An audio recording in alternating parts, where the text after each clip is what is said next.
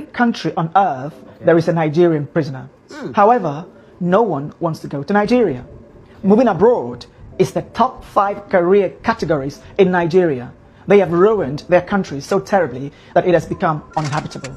Police stations look like pigsties, whilst government buildings look like building sites. Corruption in Nigeria is no longer frowned upon. Instead, it is praised. Criminality is celebrated in every echelon of society.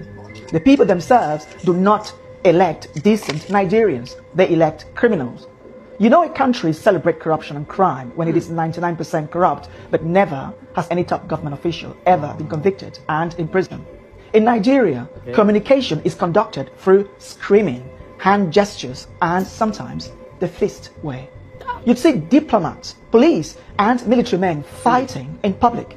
Tens of thousands of fist fights should be recorded in Nigeria every day. Every building has a generator, some with up to 10, all running at the same time, forging a megapoly of noise of epic proportions.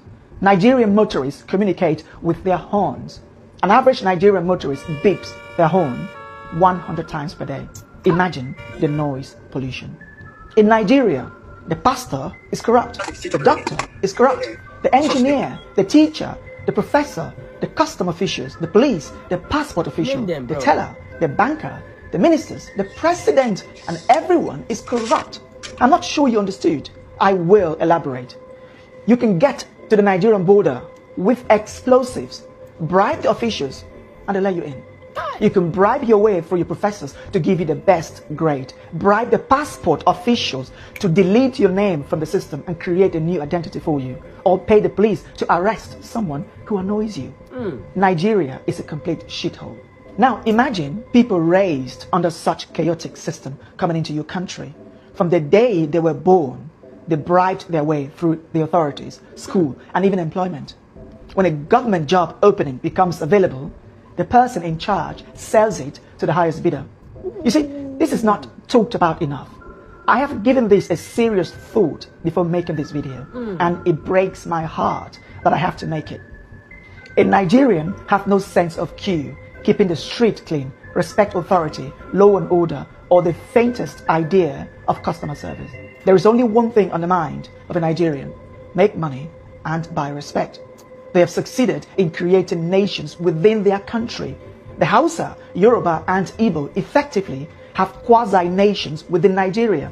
You should see them bashing, fighting, hating, and disparaging each other instead of working together to fix up the world's greatest human shithole ever put together, called Nigeria. Let me take you around the world. There are Nigerian prisoners in South Africa, Namibia, Botswana, Kenya, Angola, Gabon, Cameroon, Ghana, Cote d'Ivoire, Senegal, Indonesia, the UAE, Qatar, Pakistan, India, Thailand, Malaysia, Singapore, Vietnam, China, Hong Kong, Japan, South Korea, Russia, Ukraine, Poland, Germany, Italy, Switzerland, Norway, the Netherlands, Spain, Canada, the USA, Colombia, Brazil, and even countries as poor as Chad, Congo, and Mali. Their conviction typically surrounds around drug trafficking, pimping, or pandering, 419 fraud, which includes dating scams, credit card fraud, and other fraudulent activities. The world has every reason to scrutinize Nigerians 5 times more, or even ban them altogether.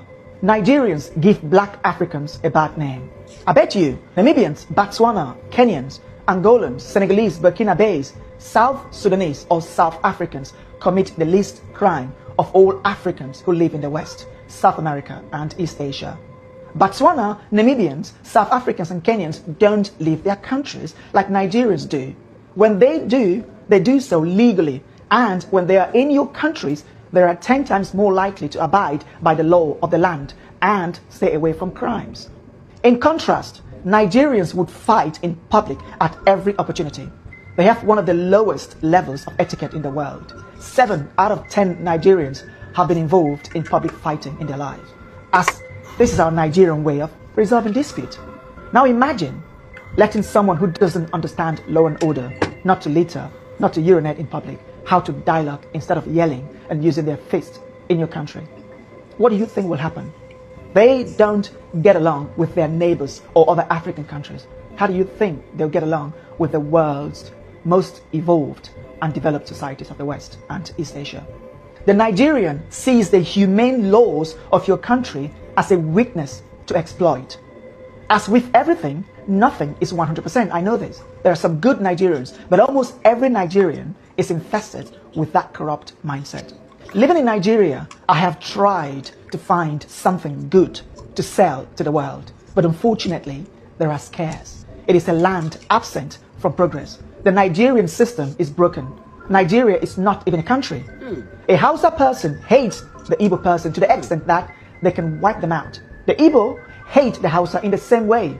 The Yoruba have a fundamental hatred for the Igbo that they'll rather die than elect an Igbo person, whilst the Igbo are the world's most arrogant, self-deluding, zero-etiquette people of Africa. These three major ethnic groups, Hausa, Igbo, and Yoruba, each have over 40 million people, with the Hausa nearing 65 million. Now, imagine putting Spain, England, and Poland into one country. Do you know the type of chaos you'd be creating? This is how Nigeria is.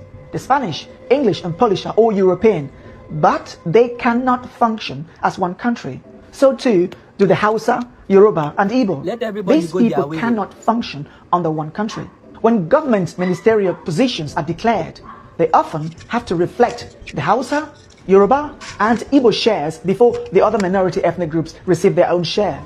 If the sharing favors one ethnic group more than the other, they fight, yell, insult, and complain until the next appointment. The other ethnic group in charge will now retaliate by appointing their own ethnic group. The presidency has to go to that ethnic group, then that one, and this one, and those one. Then when the next one comes, they keep changing. You see, in short, the number of ministerial positions have to reflect the various ethnic groups. This is not a country, but a bunch of tribal, unevolved, mentally unstable, over 200 million stupid people. Why would any country let Nigerians into their country?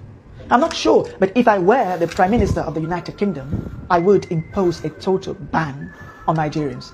The risk outweighs the benefit. There are 24 million homeless Nigerians, which is almost the same as the rest of sub-Saharan Africa combined.